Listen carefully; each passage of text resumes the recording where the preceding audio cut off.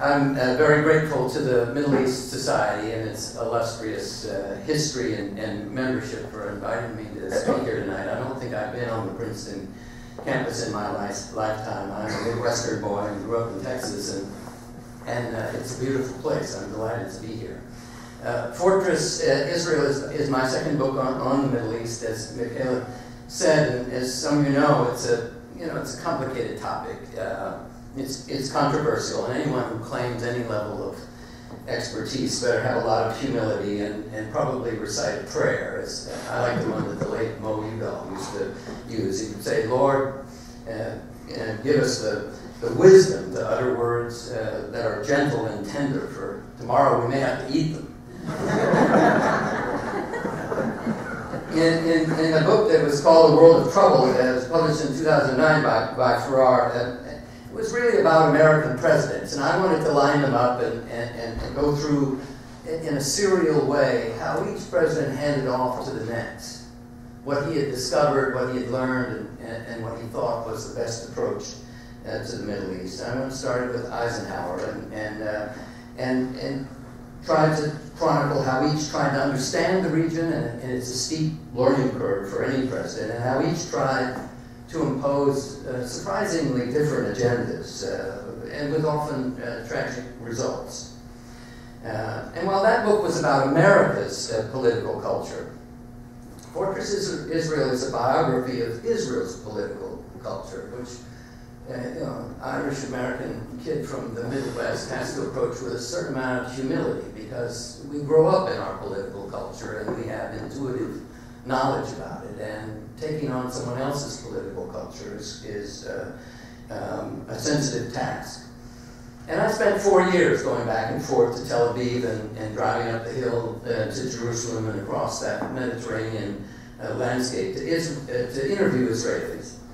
And during that period, I became fascinated at how the generals and the intelligence chiefs and the longtime political figures looked out at the world, and how strong what I refer to as a martial impulse beat in their breast, and how self-assured they were, as if they were the superpower in collaboration with the lesser power that we call America.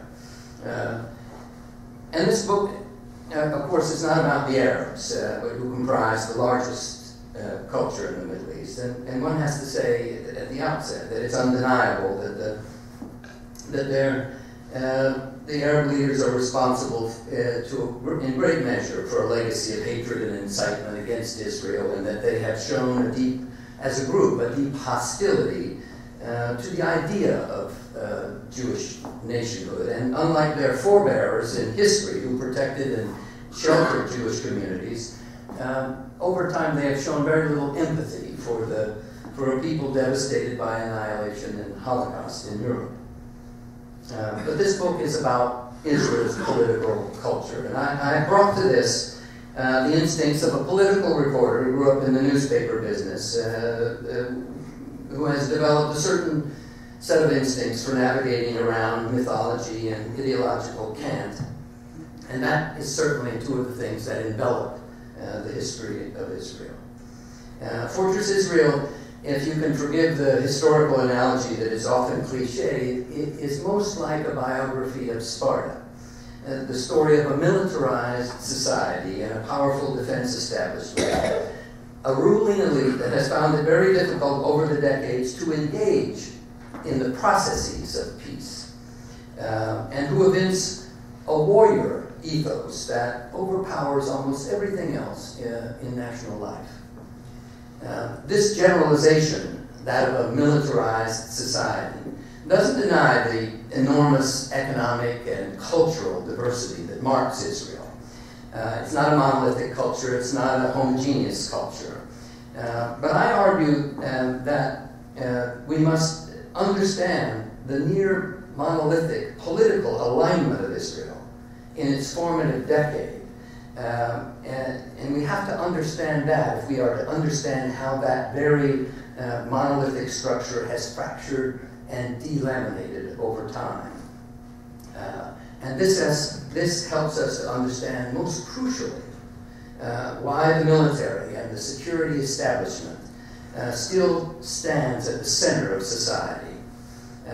Where once this establishment was the engine behind a single vision, that of David Ben-Gurion, the founding father, the founding prime minister, they now frame and inform and fuel and constrain an internal battlefield over national strategy, over what kind of country Israel is going to be in the long run, over the threat assessment, over relations with the Muslim and Arab world, and over relations with allies like the United States.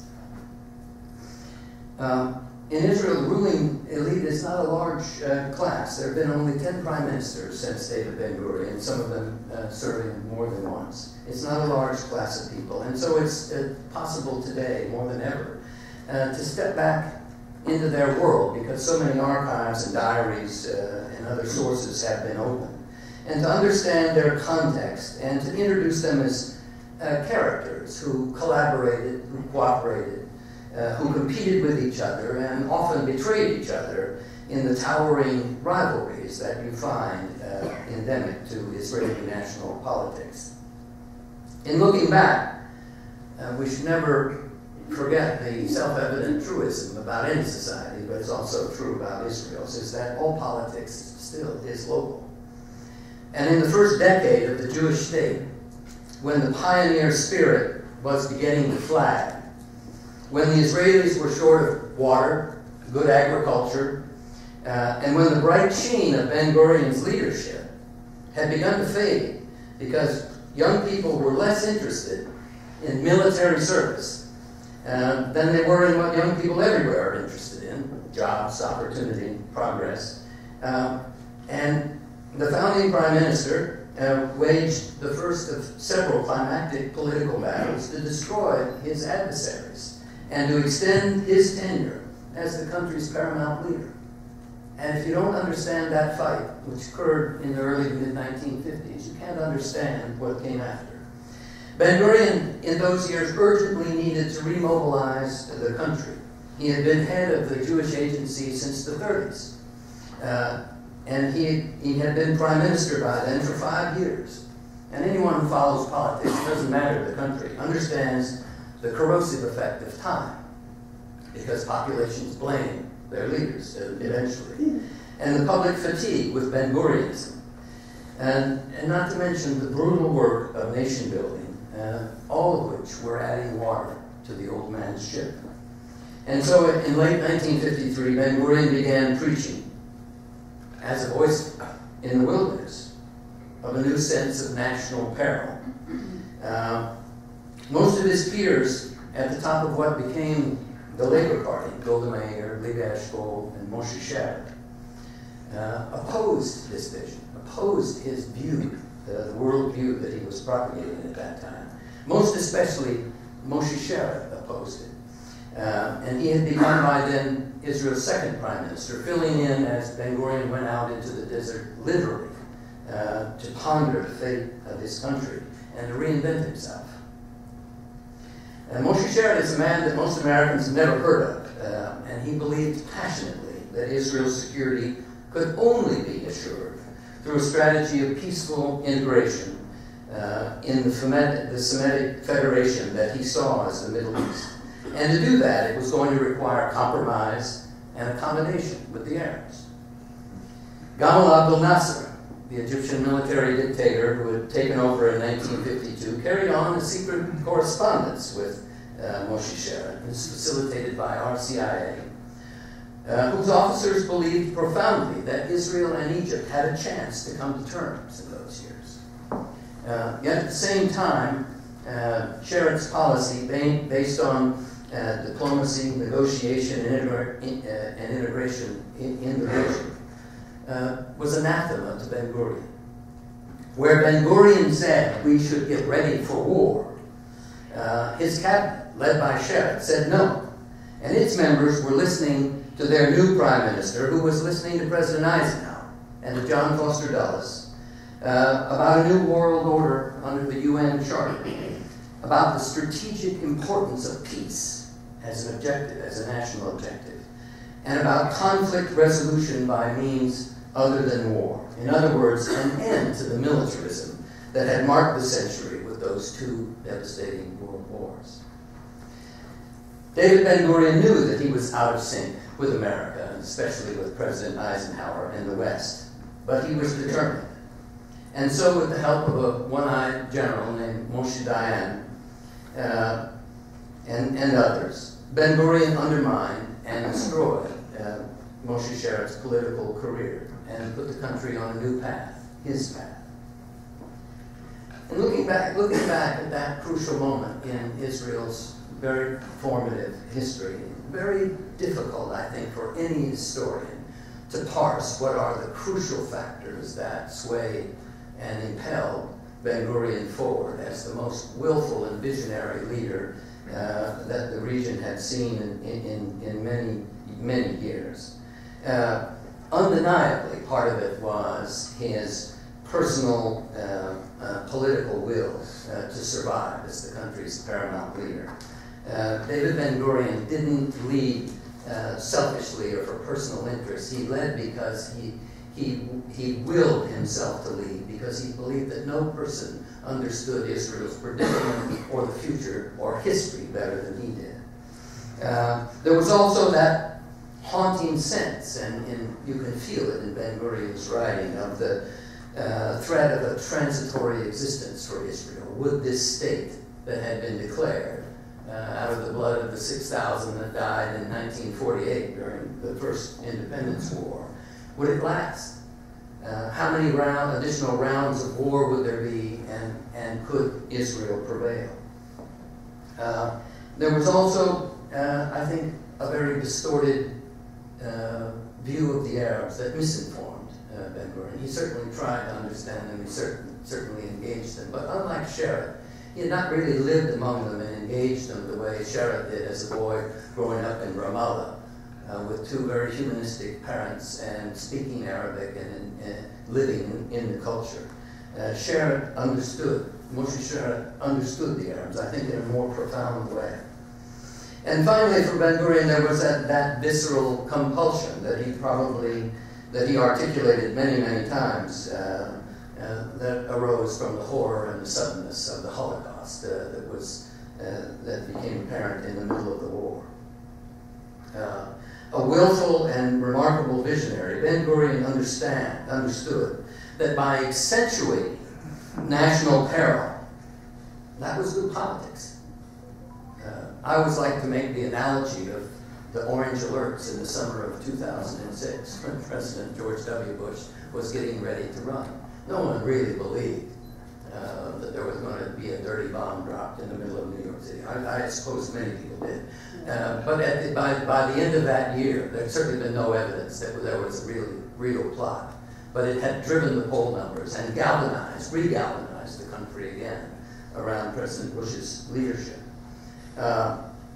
Ben-Gurion bet that peril, national peril, was better politics than what Sharif was selling.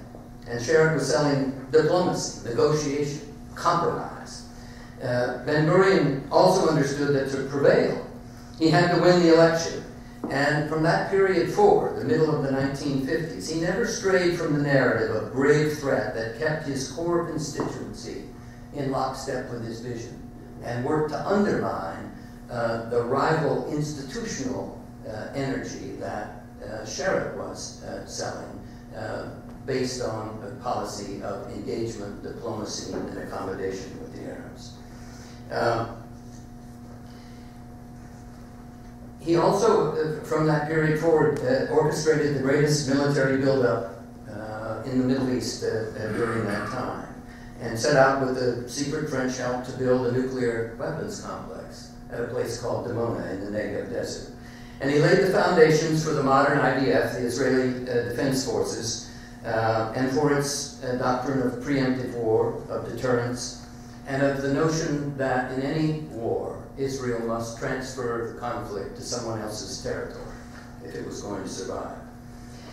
Understanding the more fully revealed context of Ben-Gurion's life and his tenure as Israel's paramount leader, how he nurtured and employed the warrior class that included stars like Diane and Ariel Sharon and Yitzhak Rabin and others, allows us to understand better today that Israel remains a nation in the thrall of that original martial impulse, a sense among the political elites that the military option, not the diplomatic option, is the best and most certain to get results.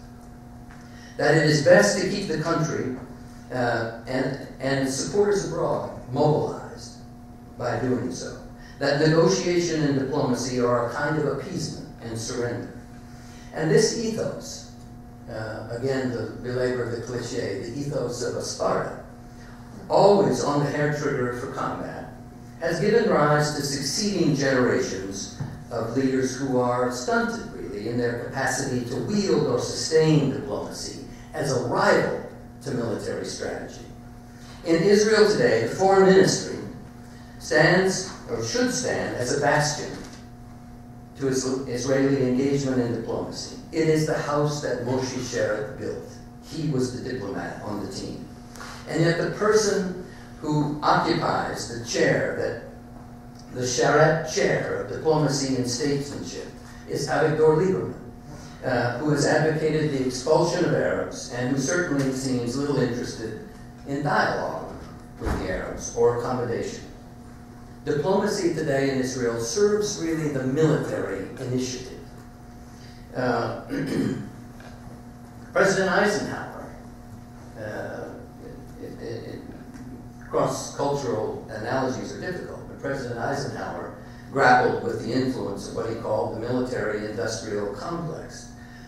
But in Israel, the country is still largely dominated by its military-industrial complex. The Prime Minister's office and the Parliament are populated with men and women in uniform. They serve as staff. They serve as policy generators and initiators. They review their own performance, the performance of the military. But most importantly, they protect the Army's bureaucratic interests. Nearly every Israeli family is a military stakeholder. High school graduates, with few exceptions, but important exceptions, go off to serve 3 long years in the Army, while their parents are likely still serving because they stay in the reserves until they're 49 years old. And that is because the whole country is organized to surge into one giant army in the event of national peril. Once in the military system, Israelis never fully exit. They carry the military identity for life. And in some cases, it's not clear where the army ends and the government begins. The Army operates an extensive censorship regime over the press, including television, radio, and the major newspapers. The Army is the country. It's an exaggeration to say that, but it's a useful one against which to conduct the analysis to help one understand how the society was organized and what its reflexive core remains. For half a century, standing at the center of this martial culture have been the Sabras, those native-born Israelis whose parents came as pioneers from all over Europe. Sabra is what in Texas we call the prickly pear, is that cactus that hangs off the rocks of the Mediterranean coastline. And these young Israelis grew up really socialized with violence, because their neighbors, the local Arabs, they jousted with them over land and grazing rights. And when the Israelis declared their state in 1948, the Arabs attacked them from all sides. And as arms and volunteers flooded in, the Israelis discovered that searing truth that seemed almost incredible to them at the time, but had an enormous impact on them, that war delivers tangible gains for a victor, much more tangible often than diplomacy does. A Jewish army, for the first time in 20 centuries, had fought and won, delivering statehood that was recognized immediately by the United States and the Soviet Union in tandem. Ben-Gurion was not happy with the boundaries seized in that first round of war, but they were boundaries he had not imagined during all those decades prior to 1948, when he and other Zionist leaders had crisscrossed Europe, pleading for a homeland. Moshe Dayan became Ben-Gurion's favorite officer was the prototype of Sakhar's, I think. He had grown up in poverty. He had fought the Arabs in youth in the region of the Sea of Galilee and the Jezreel Valley, that green swath that crosses the country in the north. They used stones and clubs and knives in adolescent combat. Dayan was a thoroughly secular man, but in his lifetime, he came to read the Bible incessantly, especially the Old Testament, because for him, it was a manual for war. Dayan loved the stories of David and Goliath. He especially loved the story of Samson and of the conquest in the book of Judges. He had thought he would become a farmer until the British recruited him as a military scout for their forces in the 30s, and that's where he found his element. The British assigned him to the Yorkshire Rifles battalion that was protecting the British petroleum pipeline that came out of Iraq and crossed the Palestinian Mandate territory and went up to the Mediterranean ports. And the local Arabs kept blowing it up because that was their way to protest the British immigration policy of bringing more Jews into the Holy Land, and they were protesting that. The British were determined to put an end to it. And the commander, I think whose name might have been lost in history, but he was simply known as a heavy drinker with brass whiskers, instructed Dayan to give the local Arab chieftain an ultimatum. He said, "Tell that bastard, if there's any further sabotage of the pipelines, I'll blow up his house. And if the sabotage is repeated, I'll keep blowing up houses until the whole village is rubble." Well, it didn't put an end to it. The Arabs kept blowing up the pipeline. The commander kept blowing up Palestinian houses. And Dayan suggested there might be a more subtle way to win Arab cooperation in this fight. And that officer wheeled on him and said, "Son, I didn't come here to teach British soldiers how to crawl in your country. I came here to teach the bloody Arabs how the British Army operates." Many years later, when the Israeli army began blowing up Palestinian houses as a means to punish and put down rebellion, people asked where they had learned such a vile way of collective punishment. They learned it from us. For Westerners, Israel presents a difficult problem of perception. A broad swath of Americans, not just Jewish Americans, have admired the pluck and determination of the Zionist enterprise. And while we have been encouraged to regard Israel as a tiny and embattled democracy in a sea of Arab hostility, and there's a lot of truth to that, and Athens with many of our shared values, it was not Athens that Ben-Gurion turned to as his model for his state. Ben-Gurion, like many of the Zionist revolutionaries, had once aspired to have Israel as a moral beacon, a light unto nations in a benighted region that yearned for development, where Jews could come and raise all boats with European technology and capability.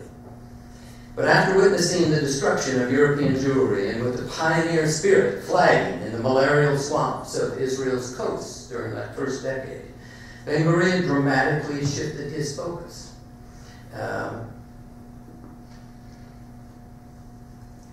And it was his focus in that first decade of statehood and toward building a different kind of polity. A society organized as an army under a concept of self-reliance that called for a second round of war, a third round of war, a fourth round of war, and continuing military buildup as a means to keep the society mobilized. In less than a decade after its founding, Israel had fielded the most agile and powerful armed forces in the Middle East and had made secret plans with the help of France to become a nuclear power.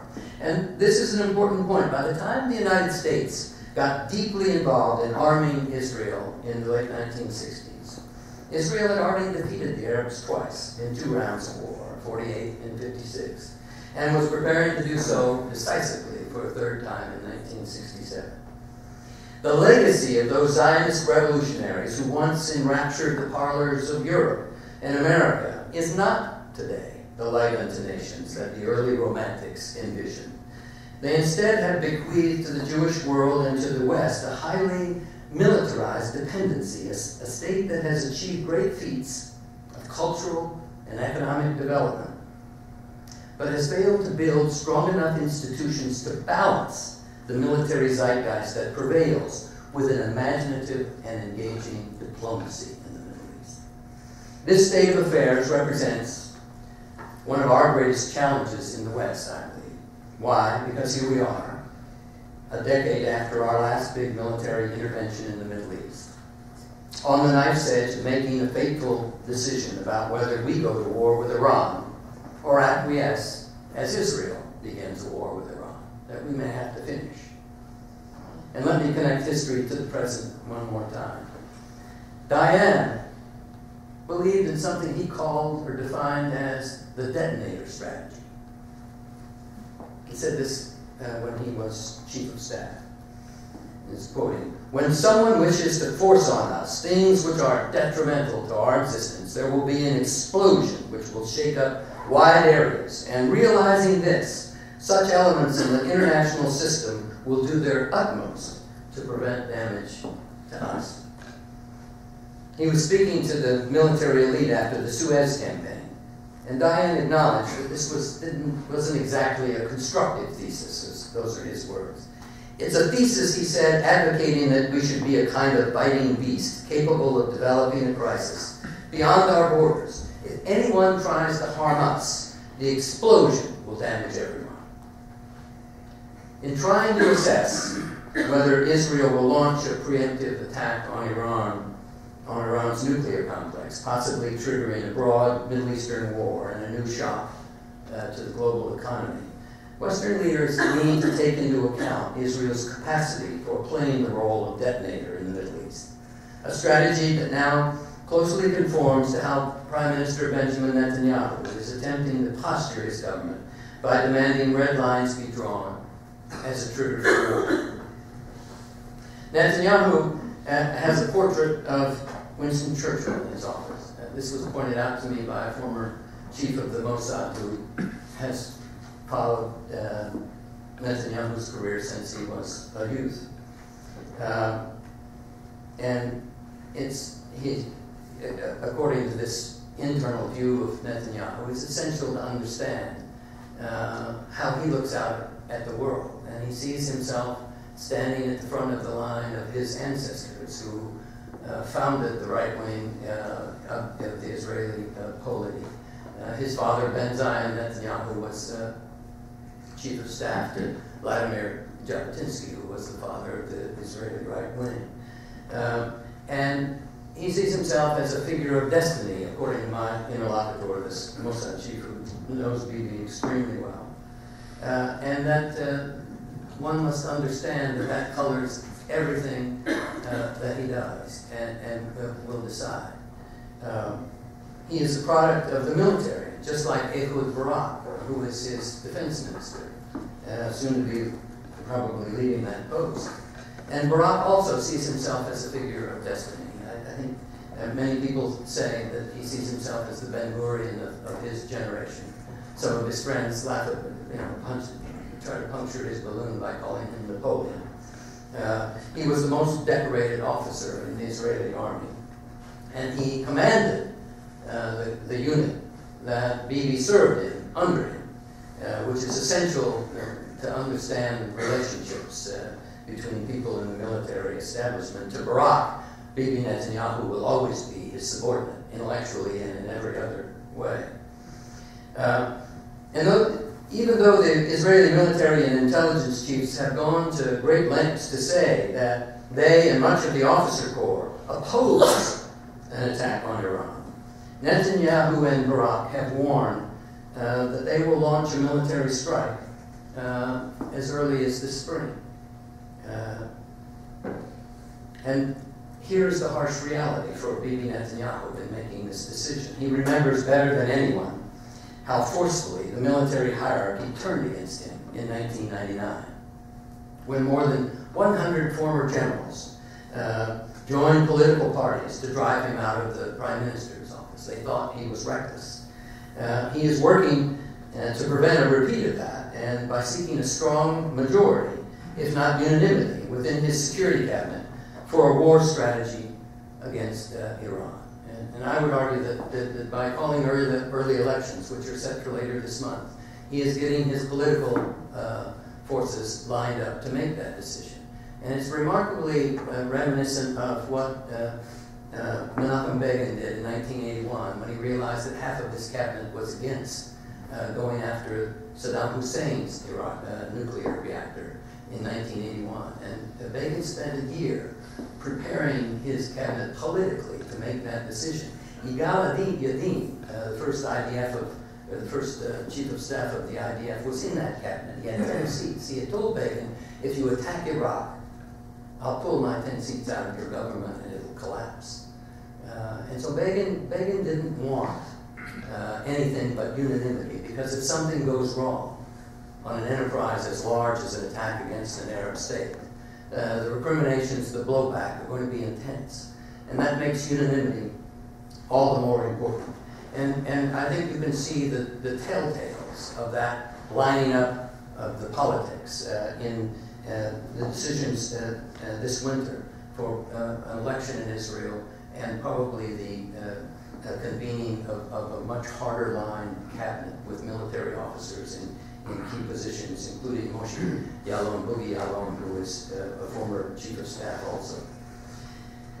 From my discussions with Israeli military and political leaders, and the first time I made these remarks last year, I was saying the chances were remote in 2012 for an Israeli attack, and I believe that. And I proved to be right. I'm telling you post hoc. It sounds a little pompous. I apologize.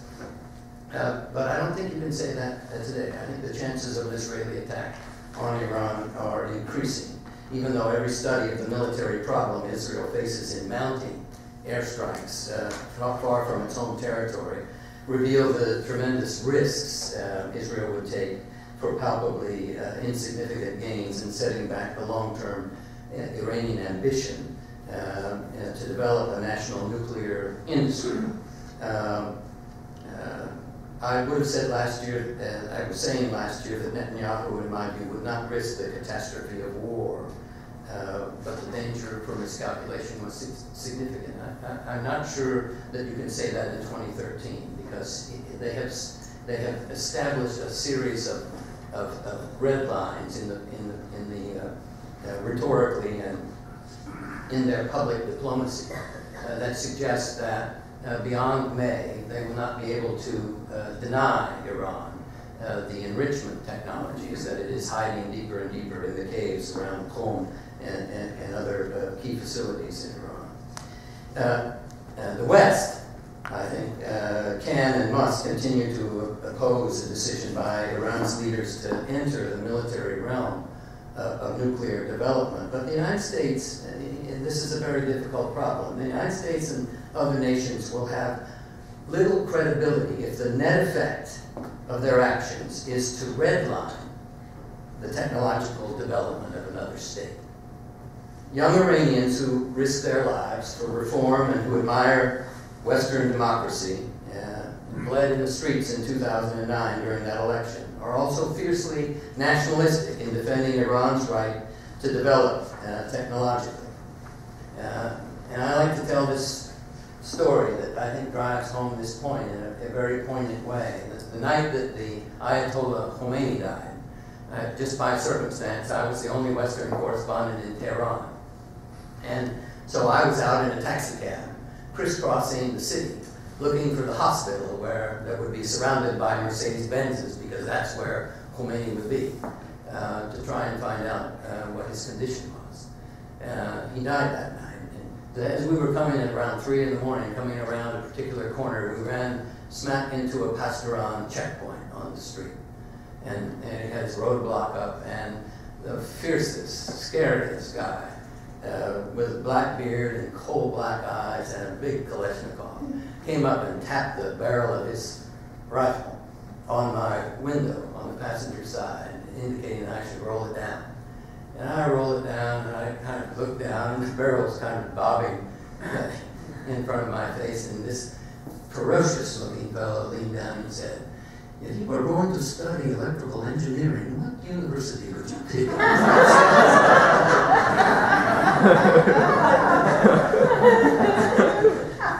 I gave him the longest list of references that I have ever made up in my life. But it's useful to understand as we tend by the force of the separation we have from cultures that some people demonize and that we ourselves are troubled by in the wake of 9/11. To remember that these cultures and societies are full of human beings and young people who aspire to the same thing that ours do. However, the Iran crisis turns out in 2013. It's not as important as the profound problem the West, especially America, faces in dealing with detonator strategies, whether they emanate from Israel or from our own Congress or from other forces in society. No country has made a greater commitment to Israel's security than the United States. But nearly every president since Eisenhower has regretted that he didn't push harder for Israel to more fully engage the Arabs by developing the institutions of diplomacy, negotiation, and compromise. President Nixon said he would give Israel the hardware of weapons if Golda Meir would supply the software of diplomatic flexibility. And she disappointed him. President Ford said this: the philosophical underpinning of U.S. policy toward Israel had been our conviction, and certainly my own, that if we gave Israel an ample supply of economic aid and weapons, she would feel strong enough and confident enough, more flexible and more willing to discuss a lasting peace.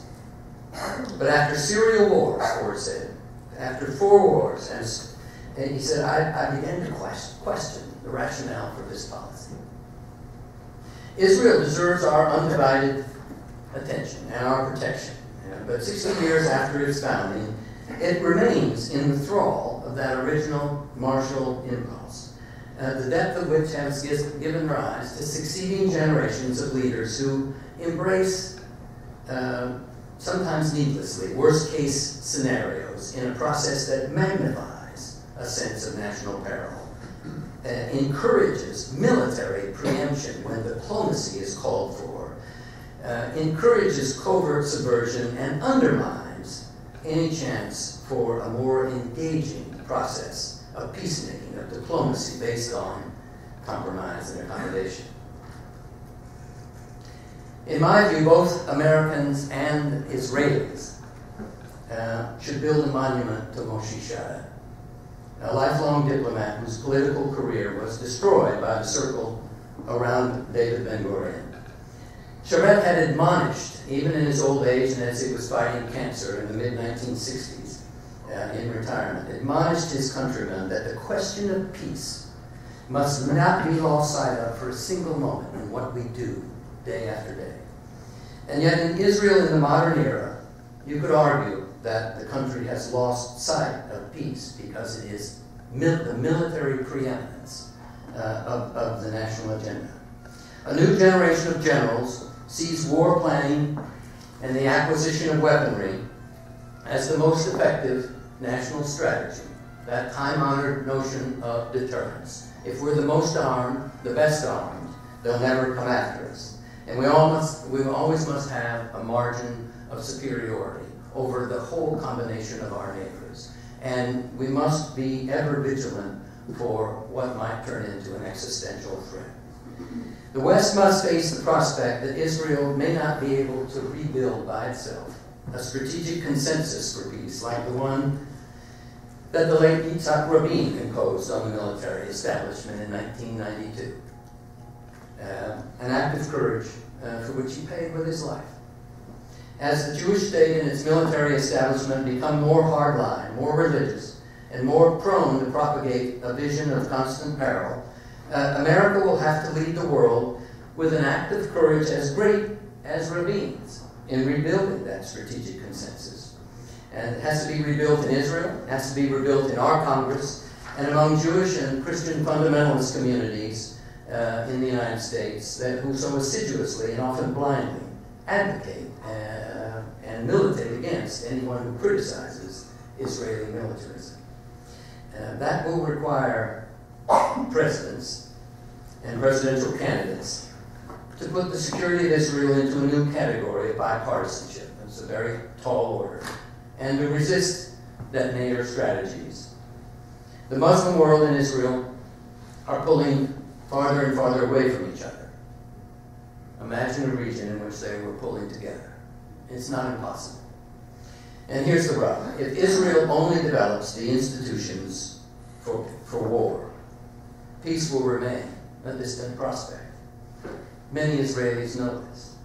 Many Israelis lament the fact that these institutions have not been able to be built, or they haven't, even when enormous energy was invested in them, as occurred after the Yom Kippur War, when the Mossad and the foreign ministry were jammed together to create a new analytical arm. It fell apart because of the relentlessness and the size of the military combine, which has control of so many functions that feed government policy making. Militarism cannot be a foundation for peace. And Americans, and we often forget this, and American presidents can militate for peace. As President Eisenhower did, as President Kennedy did, as Johnson did, Nixon, Ford, and most of the rest. And we can do that without fear of criticism, for that is in our national interest. Thanks very much.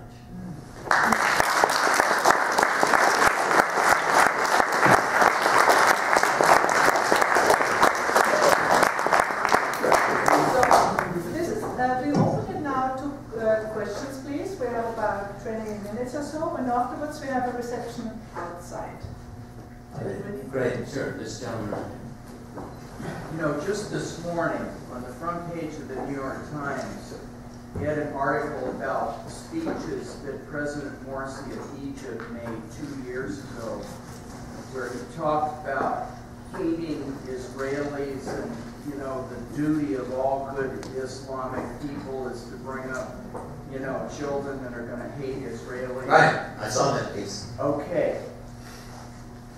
If I were Netanyahu and people in the government in Israel, I would be wondering how we can sit down and have diplomacy with a man that leads a country like that. I think Egypt is really an important country.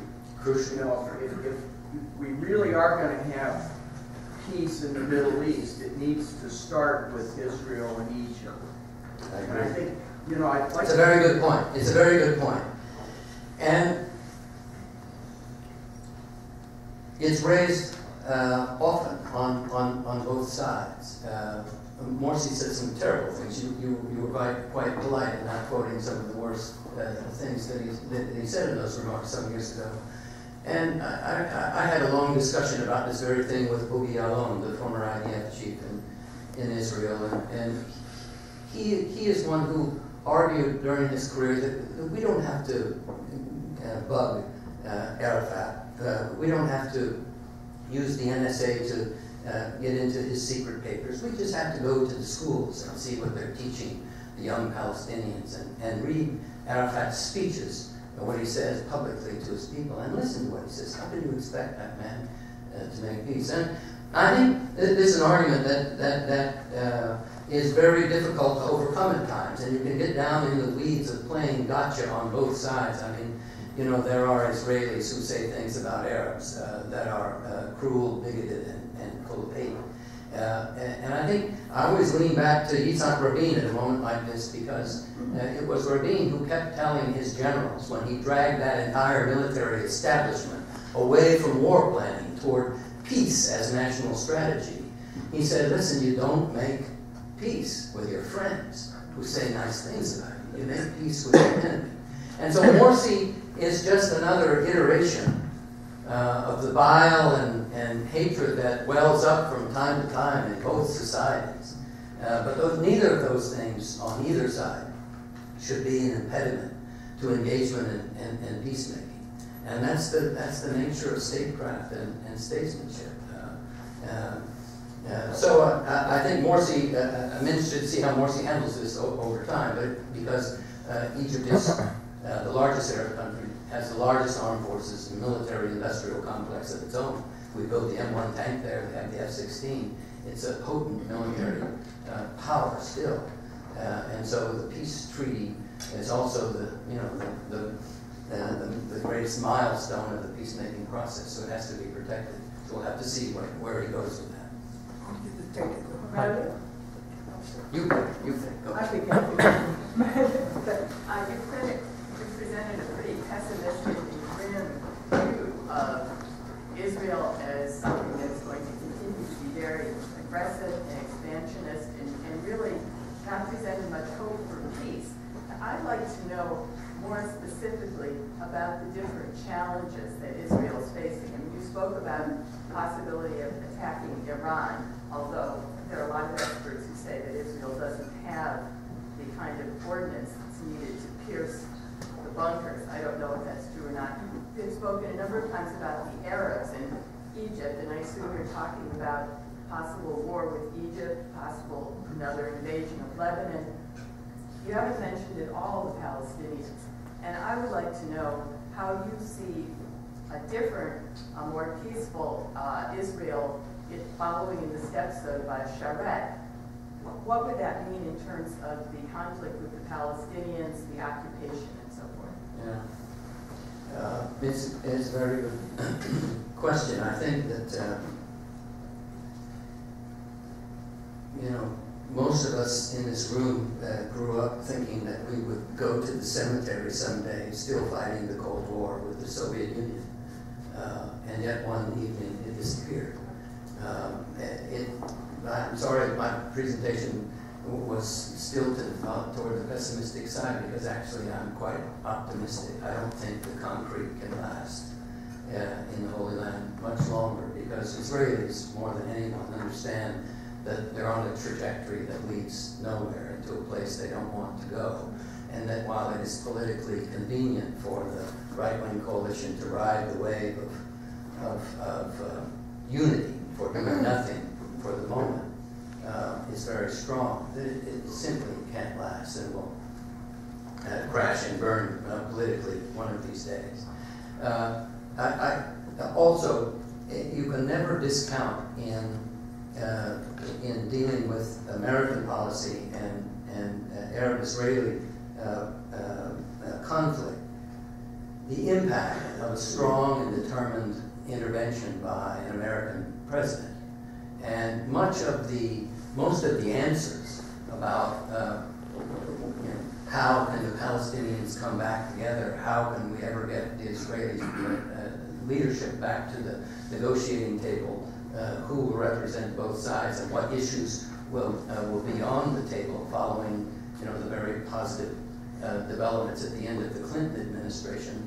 The answers of that, I think, will emerge when we see a president re-engage the process. And we are now in a very difficult time where our president, who despite, I think, his internal idealism about wanting to do something, terribly strong idealism about wanting to do something in the Holy Land, is prevented from doing so by the political exigencies of his national agenda to work with Congress on getting a fiscal and economic package through this year.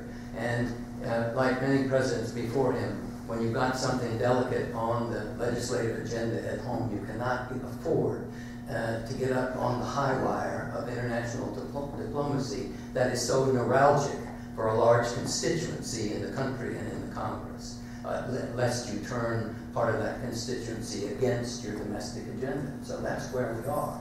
I think if Barack Obama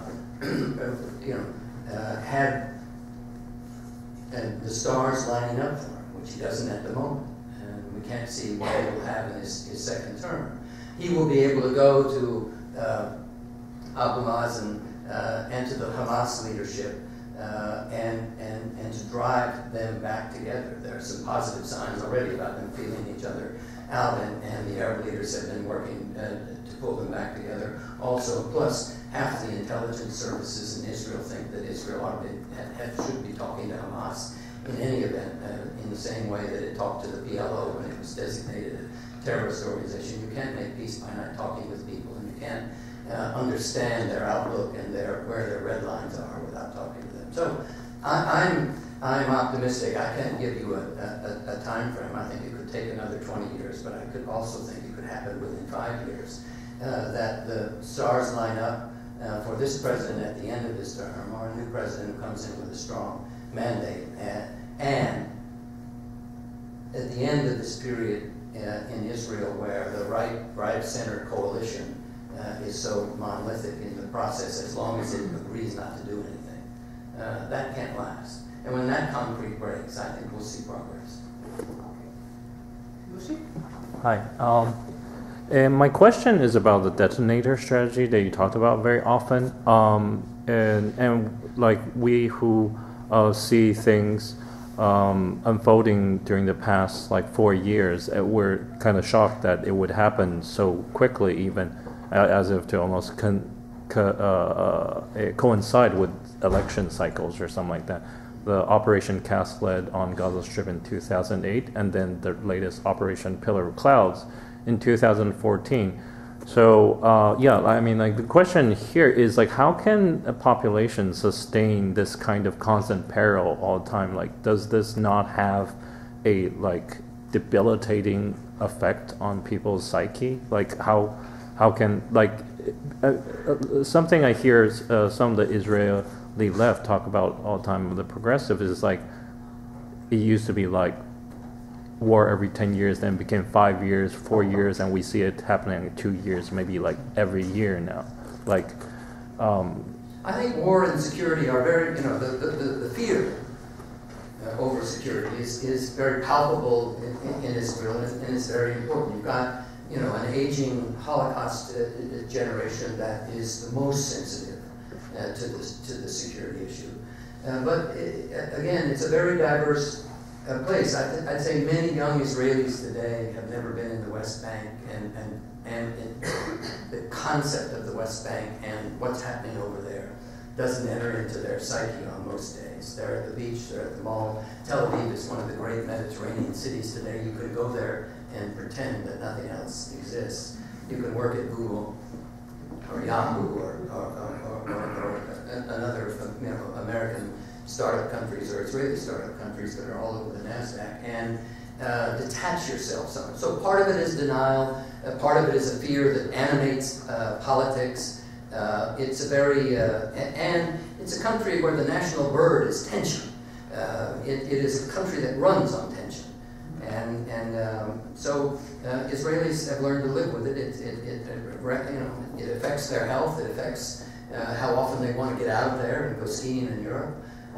It's a strong part of their lives, and yet there's also this ethos of we are doomed to endure this, and the way we stay strong is by teaching our children to wear the armor, the mail that deflects those kind of pressures, so that they will endure. So there's an enormous amount of psychological energy placed in psychological adaptation to the threat. Who come next? And then Beth, you first, Beth, and then the gentleman in the back. In your experience of the region, have you found any potential partners in peace among the Arab states? And do you feel it is in the interest of the Arab states to promote peace? Well, there are partners. Egypt, Jordan, the Moroccans have moved very close to Israel, Tunisia, Qatar is playing an intermediary role with the Palestinians, a very constructive role. The Saudis play a cagey behind-the-scenes game. I wouldn't call them friendly yet, or a partner for peace, but...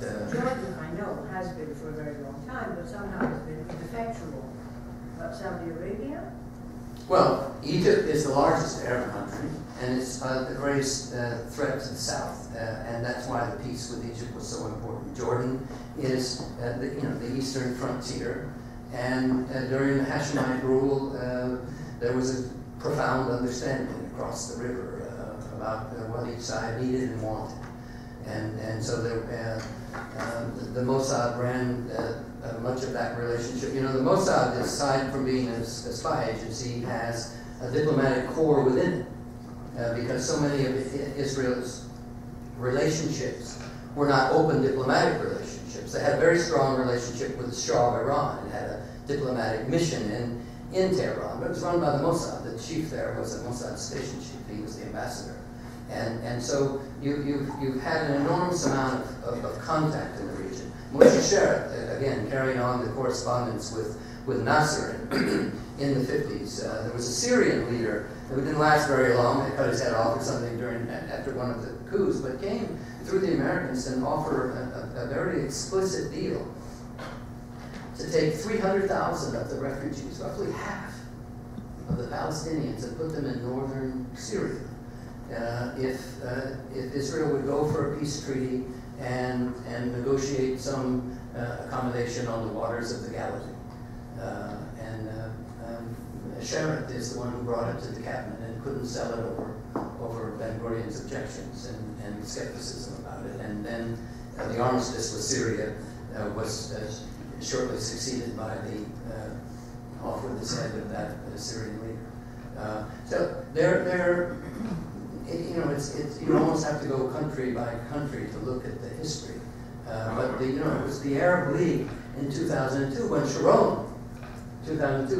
Sharon was in power, when Crown Prince Abdullah of Saudi Arabia presented the Arab League position.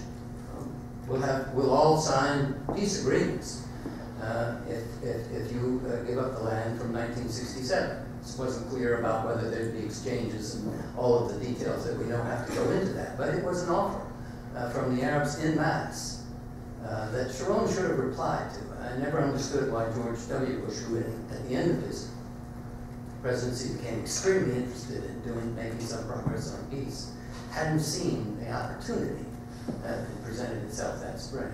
And it was complicated because the Netanya hotel bombing had just occurred, and it was both societies were up in arms. But the Arabs have at times been willing to play. Anwar Sadat being the best example. But you have to have leaders on both sides who recognize opportunities and who understand the craft of statesmanship and diplomacy. The gentleman in the back. He's waiting a long time. Yeah, you. You mentioned about the Prime Minister. Actually, didn't go not done. Yeah, I said if you count, you've got Perez. I said if you count the ones who served twice. For example, Ben-Gurion was Soviet school, Vladimir, Rabin, Lenin, Shamir, Peres, Netanyahu, Barak, and so on. Right. 12. Some of them are double. No. Yes, some are double, but 12 names. I subscribe to the theory once propounded by a State Department spokesman that you never do math from the podium. So I would say that it's 12 and 6. But I'm going back home and count them again. I think it's 10 with my qualification that there's some doubles. 12 names. It's not the point. The point is, Israel, I believe, the only country in the world who fights for something intangible. You cannot touch this, you cannot feel this. This country fights for the name, for the rights to be called Israel. There is no second country in the world. Right. Now, Holocaust hangs over all Israeli decisions, including today's Netanyahu decision to strike Iraq or not to strike Iraq. We're talking about if Israel attack Iraq today, there will be something economic disaster. I read independent people who deal in economics. This is what they talk. If Israel attacks Iran today, the probably barrel of oil will jump up to $200. But if Israel not attack Iran, and Iran will get nuclear bomb, the barrel will be $400. Nobody talks about this. We took $400. It's a very, very important fact. Israel, Ben-Gurion, I don't believe Ben-Gurion actually, excuse me, my beautiful English, accentuated what is national affair. I think it's Arabs.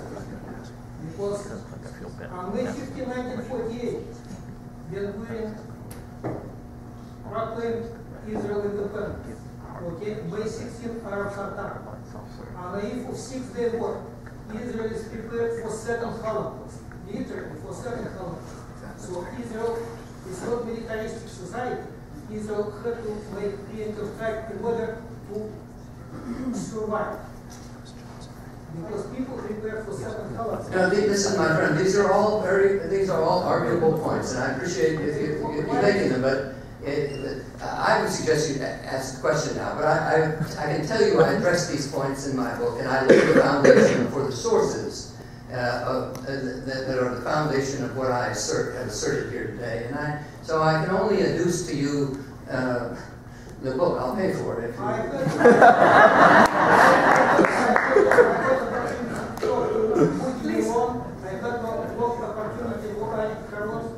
talked to a few Israeli guys, big guys, okay? You can talk outside at the activation, please, because we have more questions, and it's unfair to just have this. So I have one more question here, and then one more question. Well, I have to take Letitia first, and that's it, because we can go out into the reception afterwards, please. Okay? Thank you. So this gentleman first. You mentioned a picture of Winston Churchill hanging in, I forget whose fault, in Israel.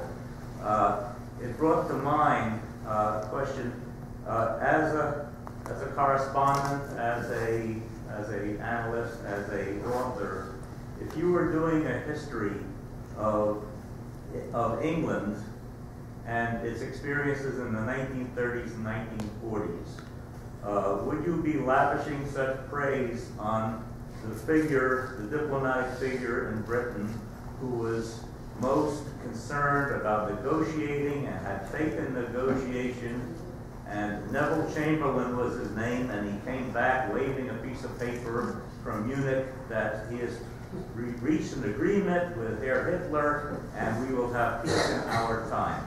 Would he be the hero that you are creating a heroism of an Israeli leader who believed heavily in negotiation? It's a brilliant point. Absolutely brilliant. But I think all I can argue in this case is that Israel, the narrative that I have constructed here is about the debate over building the institutions of diplomacy. They didn't get built.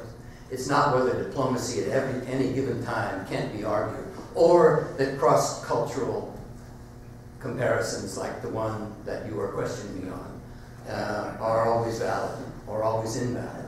And I think here that these two things are not comparable, because this is a systemic problem in Israel that has made it difficult over time in a number of crises when there were opportunities to act diplomatically and in the negotiating channels that were missed or not perceived because of the dominance of the military establishment over the paper process and the policy process.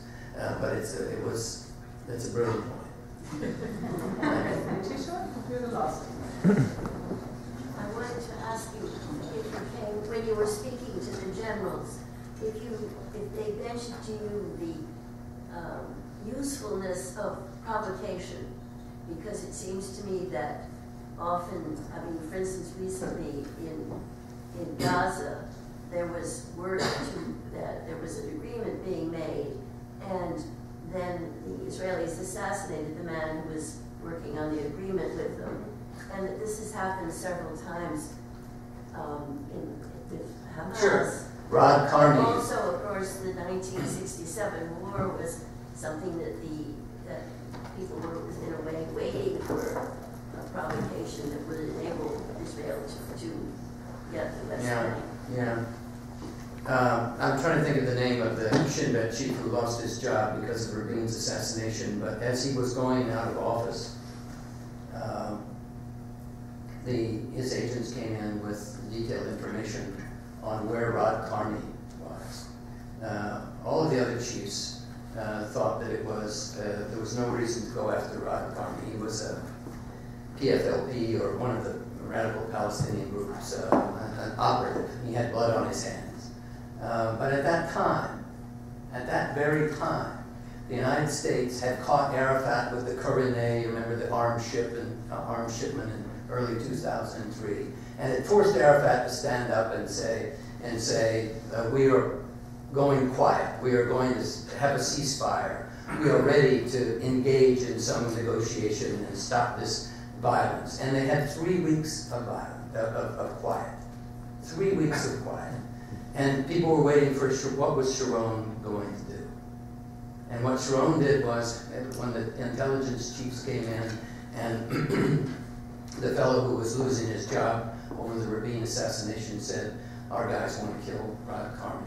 And the other chief said he hasn't done anything for 6 months, he's been quiet, we have this certain context going on, you will destroy it, you'll cause an explosion. And Sharon, who didn't want to engage Arafat at that time, he wanted to destroy, was not interested in the 3 weeks of quiet. He wanted the quiet to end, and he approved that assassination. And they put a remote bomb on the path where Rod Carney went every day to see his girlfriend, and blew him apart, and the place exploded again, and the violence started. You will find intelligence chiefs in Israel who tell this story over and over. The assassination of Sheikh Yassin, who was the paraplegic leader of Hamas, founder of Hamas, a man who had an enormous amount of blood on his hands. But if you compare him to the Hamas leaders today, he is a moderate.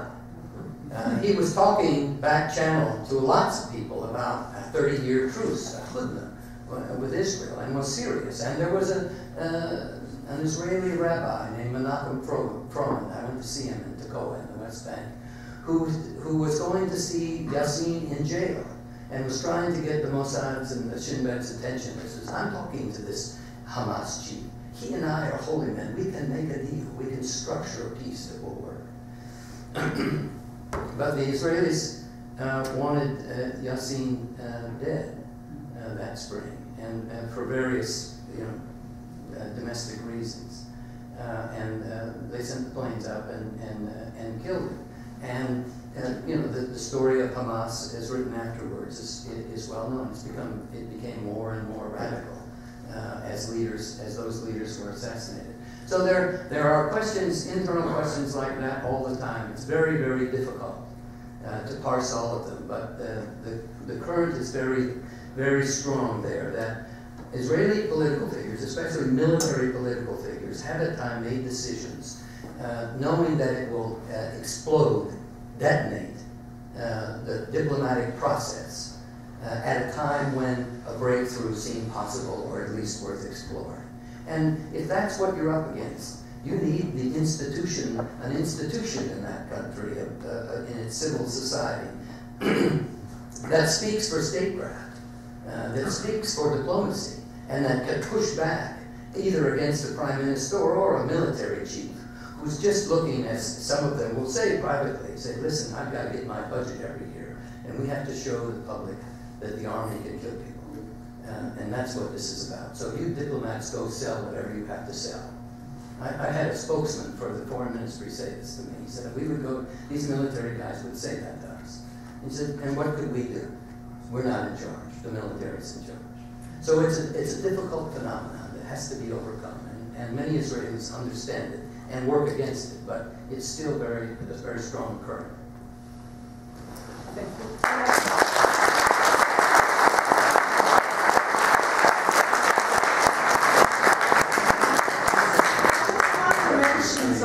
There is a documentary out. It will come out again, and very close had referred us, and I had written up about it in the last newsletter. It's called The Gatekeepers, and these are former Shin Bet officers that are retired. And that film will answer a lot of your questions here too, because all these guys speak up very openly, really uninhibited, because they're retired. And it's very moving. So I would really recommend, it will definitely be showing in New York again. I don't know if Princeton takes it, but it would be very useful. So thank you, and there's a reception outside.